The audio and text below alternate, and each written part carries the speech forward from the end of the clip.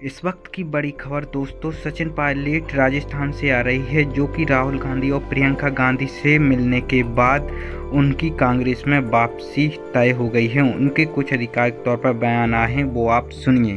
पिछले कुछ समय से हमारे कुछ साथी विधायक दिल्ली में आए हुए थे और हम लोगों के सरकार के और संगठन के कई सारे ऐसे मुद्दे थे जिसको हम रेखांकित करना चाहते थे।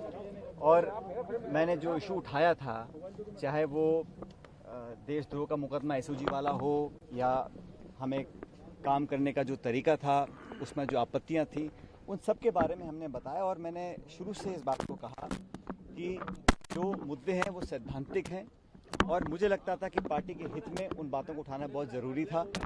अपनी बात हम लोगों ने रखी। इस पूरे प्रकरण के दौरान बहुत सी बातें कही गई, चलाई गई और बहुत कुछ मुझे भी सुनने को मिला। व्यक्तिगत रूप से कुछ ऐसी बातें बोली गई जो मैं समझता हूँ मुझे भी आश्चर्य उन बातों पे हुआ, लेकिन मुझे लगा कि संयम और विनम्रता हमेशा बनाए रखनी चाहिए। राजनीति में व्यक्तिगत दुर्भावना की कोई जगह नहीं है। हम लोगों ने, सभी लोगों ने मिलकर 5 साल तक मेहनत कर राजस्थान में कांग्रेस की सरकार बनाई थी और उस सरकार में हम सब भागीदार हैं। लेकिन जब मुझे लगा कि इन बातों में जहां पर मुझे आपत्तियां थीं या जहां पर मुझे लगा कि अपनी बात रखना बहुत ज़रूरी है, तो कांग्रेस के समक्ष मैंने उस बात को रखा। मुझे खुशी है कि कांग्रेस अध्यक्षा ने, पूर्व अध्यक्ष राहुल गांधी जी ने, प्रियंका जी ने, हम सब ने विस्तार से आज चर्चा करी और हमारे जो साथी विधायक हैं उन सब की बातों को, उन सब के कंसर्न्स को हमने प्लेटफॉर्म पर रखा है।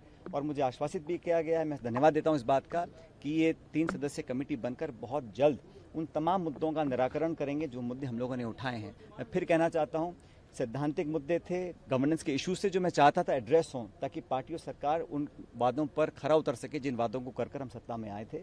और पार्टी पद देती है, पार्टी पद ले भी सकती है।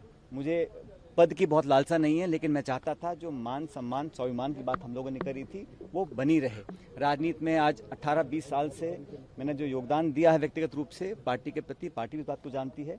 और हमने हमेशा कोशिश करी है कि जिन लोगों ने मेहनत कर इस सरकार का निर्माण किया है उन लोगों की हिस्सेदारी, भागीदारी सुनिश्चित की जाए। मुझे खुशी है कि कांग्रेस अध्यक्षा जी ने आज जो कमेटी का गठन किया है, और ये बात भी जैसे वेणुगोपाल जी ने कहा कि समयबद्ध तरीके से इन सब बातों को सुनकर इसका अच्छा निराकरण किया जाएगा। मैं समझता हूँ ये एक स्वागत योग्य कदम है।